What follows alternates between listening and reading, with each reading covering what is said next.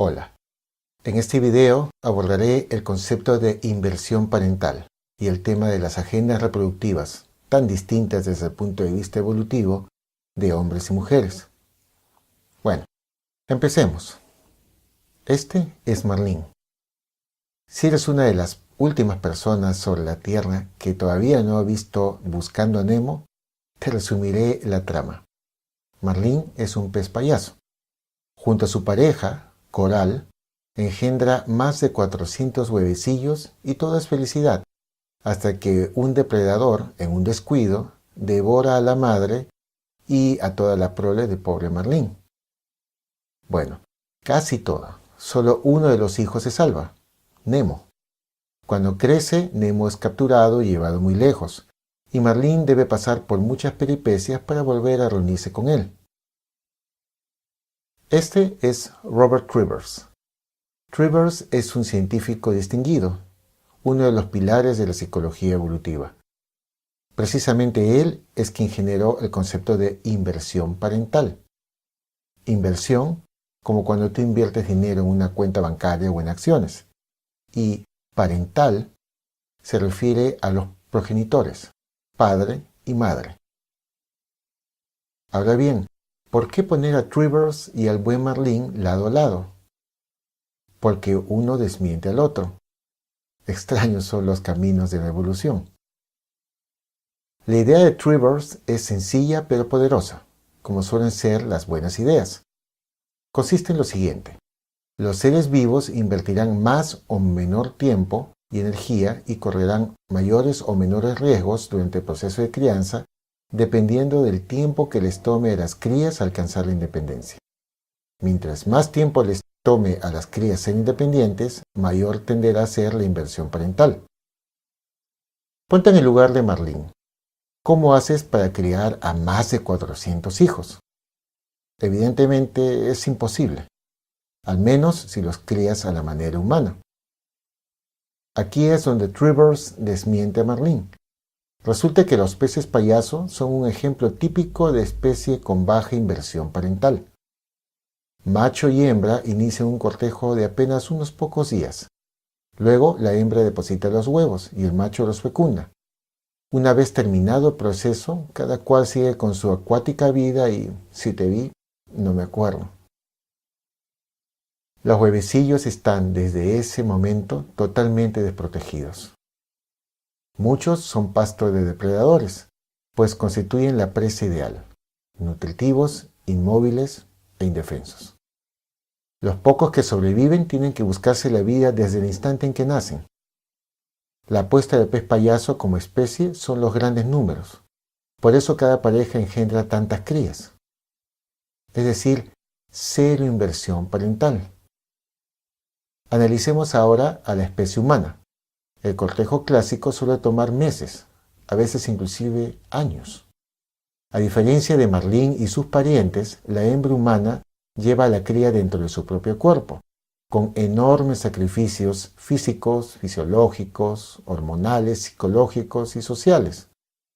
Solo la gestación, el alumbramiento y el puerperio implican a la hembra humana limitaciones de movimiento y un riesgo físico personal por alrededor de un año y a menudo más. Es decir, alta inversión parental. Algunas especies tienen baja inversión parental porque las crías alcanzan a ser independientes en relativamente poco tiempo. El adjetivo para estas especies es precoz. Cuando las especies son precoces, las estrategias para el apareamiento tienden a ser sencillas y el cortejo breve y al punto. Otras especies tienen alta inversión parental, porque a las crías les toma años ser independientes. Son especies altriciales. Cuando las especies son altriciales, las estrategias para aparearse son elaboradas y complejas. Obviamente, los seres humanos pertenecen a la segunda categoría. Un niño puede tomar años, y en nuestras sociedades, décadas incluso, para que se le pueda considerar realmente autónomo. Otra variable que aumenta la complejidad es lo que Trivers llama asimetría de la inversión parental. Alguna vez oí a un conferencista tratar de explicar la diferencia entre estar comprometido y estar involucrado. Si te quieres hacer un rico desayuno de tocino con huevo frito, la gallina está involucrada. Los huevos los aporta ella. Pero el cerdo está comprometido. Literalmente, él se juega el pellejo. Pues bien, en esta historia evolutiva, el macho humano está involucrado, pero la mujer está comprometida. Básicamente, eso quiere decir que en el caso humano, la hembra de la especie cumple un rol muchísimo más comprometido en el destino de la cría que el macho. Eso no se debe a que uno de los sexos sea particularmente bondadoso o elevado, ¿no? Esas son explicaciones culturales posteriores que hemos generado para explicar las conductas de la hembra humana. La verdadera razón radica en la forma en que funciona nuestro proceso de reproducción. Para empezar, la hembra tiene comparativamente pocos gametos, es decir, pocos óvulos. Peor aún, fisiológicamente, al nacer, la hembra humana ya tiene una cantidad límite de óvulos. No producirá más en toda su vida. De hecho, al ir creciendo, irá perdiendo aún más óvulos, incluso antes de la menarquia. Calculando un periodo de ovulación de más o menos 35 años, una mujer en óptimas condiciones y salud perfecta podría en teoría ovular como máximo unas 420 veces. Sin embargo, en condiciones naturales, con las limitaciones nutricionales y de salud a las que supuestamente estaban sujetas las mujeres en tiempos prehistóricos, se calcula que esa cantidad se reducía a la mitad. Es decir, apenas algo más de 200 óvulos llegaban al punto de cumplir su destino de ser ovulados y estar ahí preparados para un eventual embarazo. El hombre, por el contrario, tiene una cantidad de espermatozoides que, comparada con el número de óvulos, parece astronómica. En una sola eyaculación pueden hallarse hasta 1 billón de espermatozoides. Su única misión es activar y fertilizar a un solo óvulo. Es decir, los óvulos son escasos y solo maduran bien bajo óptimas condiciones. En cambio, los espermatozoides son abundantísimos y baratos de producir. Eso solo a nivel de gametos.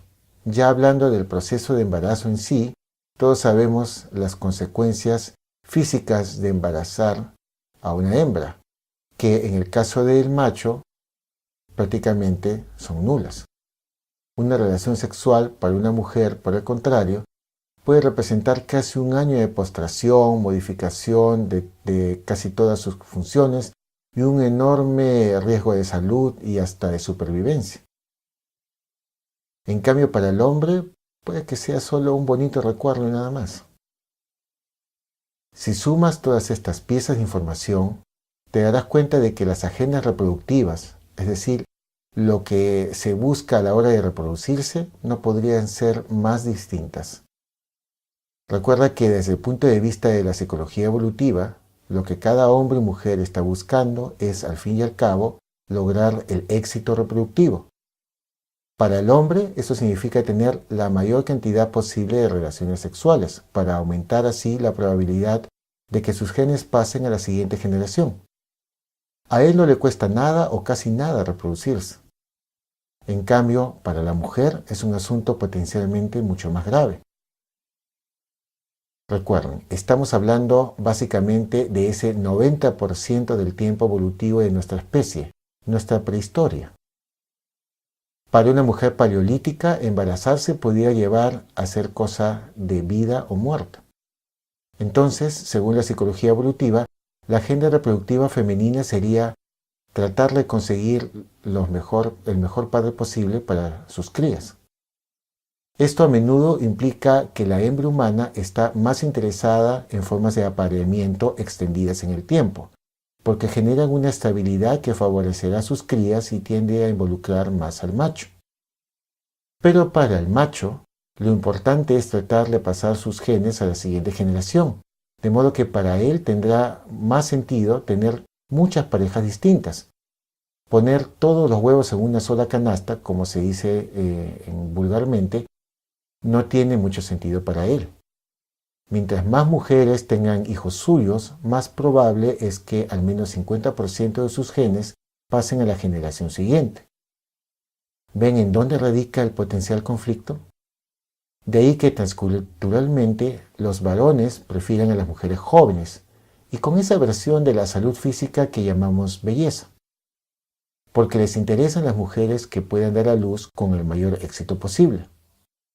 Y por ello también las mujeres prefieren a los hombres con mayor prestigio, mayor poder y mejor economía, rasgos que hacen que un varón pueda ser un buen proveedor para sus hijos. El hecho de que, por ejemplo, no estén tan obsesionadas con la edad como los hombres, se explicaría por qué el hombre es capaz de fecundar a una mujer incluso a edad avanzada, mientras que la mujer tiene un reloj biológico que limita su tiempo fértil.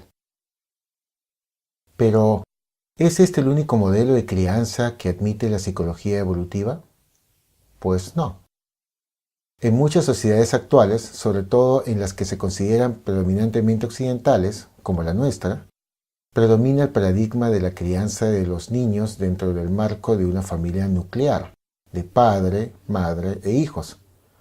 Pero los antropólogos nos indican que existen culturas en las que predominan otros modelos. En el paradigma de la aloparentalidad, la crianza es asumida por un grupo, no por una pareja. Lo más frecuente es que ese grupo esté compuesto de mujeres, quienes generalmente, aunque no siempre, están emparentadas con la madre y por lo tanto tienen cierto interés genético en la crianza exitosa de los niños. Pero también existen modelos en los que la crianza es asumida por el hermano, el padre u otro familiar varón de la madre. Si lo piensas bien, la aloparentalidad tiene más sentido en un contexto pre-civilización. Cuando los riesgos y las limitaciones son constantes, restringir el cuidado de los niños a sus progenitores biológicos, sobre todo si, como en la antigüedad, el padre nunca podía estar totalmente seguro de su condición de tal, no tenía mucho sentido. Imagínate una tribu en la que un niño solo tiene a sus padres biológicos para atender a su supervivencia. Literalmente cualquier fatalidad reduciría sus probabilidades de sobrevivir a la mitad. En cambio, con la aloparentalidad, la tribu entera criaba a los niños.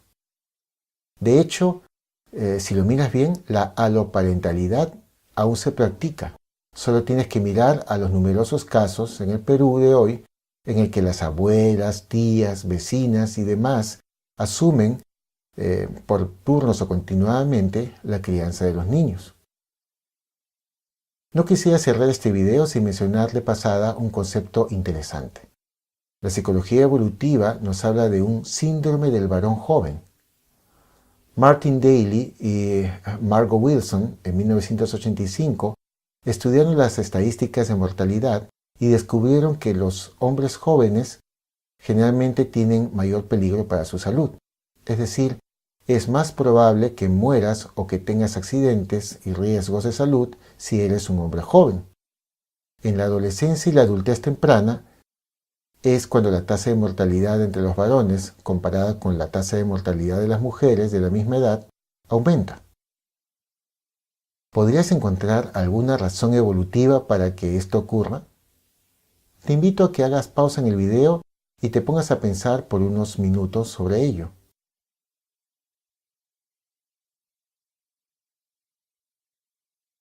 ¿Ya estás de vuelta? Te cuento una posible explicación. El síndrome del varón joven ataca precisamente en la época en que se forman las parejas en la vida humana, en la vida de las personas. Los ciervos machos se atacan a cornadas para determinar quién tiene el derecho de apareamiento. Las actividades de alto riesgo, los deportes extremos, incluso hasta cierto punto el pandillaje y las barras bravas, son nuestra versión humana de las peleas a cornadas. Los soldados que pelean y salen heridos o muertos son los jóvenes, mientras que los mayores son los generales, los apoyos, los estrategas. Los terroristas suicidas son mayoritariamente hombres jóvenes. Recuerda, desde el punto de vista evolutivo, los varones, en especial los adultos jóvenes, son menos imprescindibles. Hay pocos óvulos y demasiados espermatozoides. Y la especie humana, como todas, necesita machos que demuestren capacidad de luchar por la supervivencia. Para muchas personas estas nociones evolutivas pueden ser incómodas, y ello es comprensible. La cultura y la llamada civilización nos han acostumbrado a la idea de que el ser humano, si bien es un animal, tiene un estatus privilegiado. Hemos crecido pensando que de alguna manera somos criaturas excepcionales. Si ello es así, ciertamente debemos buscar nuestra excepcionalidad en algún otro terreno que no sea la biología. Y en la medida en que la psicología evolutiva funciona para explicar nuestra conducta, tampoco la encontraremos a menudo en el terreno psicológico. En el siguiente video de esta serie les hablaré algo más sobre esto último.